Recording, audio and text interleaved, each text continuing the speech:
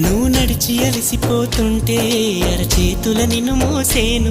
నువ్వు కథలు చెప్పమని అంటే మన కథనే వినిపిస్తాను.